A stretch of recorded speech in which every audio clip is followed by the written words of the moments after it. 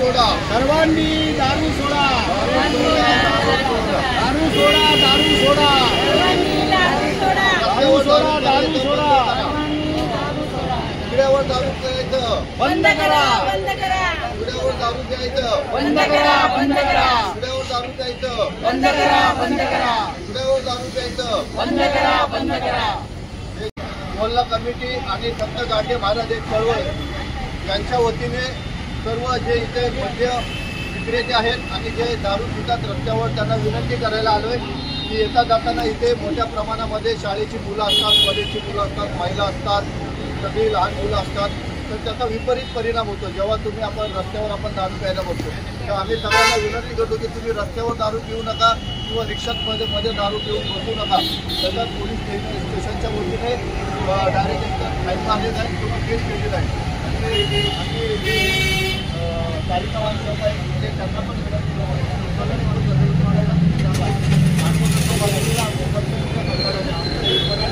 लोकांसाठी की आजूबाजूच्या लोकांना त्रास होतो.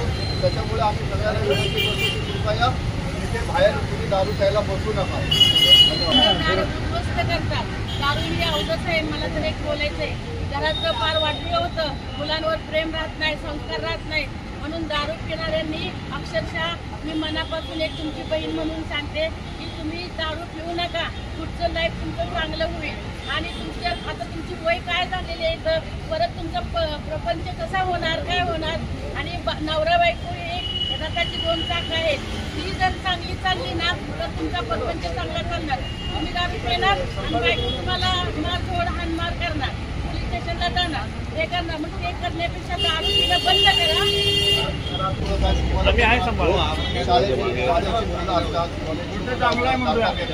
आणि अशा उघड्यावर आपण दारू प्यायला बसतात. त्याच्यासाठी आम्ही विनंती करायला आलो की बाबा उघड्यावर दारू प्यायला बसू नका. रक्षाबंधन होतं तर चालत गेल्या वर्षी पण आम्ही हे केलेलं, पण आता याच्यानंतर साहेबांना चांगले पोलीस स्टेशन आणि याच्या माध्यमातून आपली कारवाई करतो. पोलीस स्टेशन आणि स्थानिक रहिवाशांच्या वतीने सगळ्यांना सांगण्यात येते की आजपासून जे उघड्यावर दारू प्यायला बसतील त्यांच्यावर फाईन लागेल किंवा केस होईल. व्यसनाच्या आधी जाऊ नका, दारू सोडा. पण ज्यांना कुणाला काही व्यसन करायचं असेल ते आपल्या घरी जाऊन करा, उघड्यावर दारू पिऊ नका. या ठिकाणी संत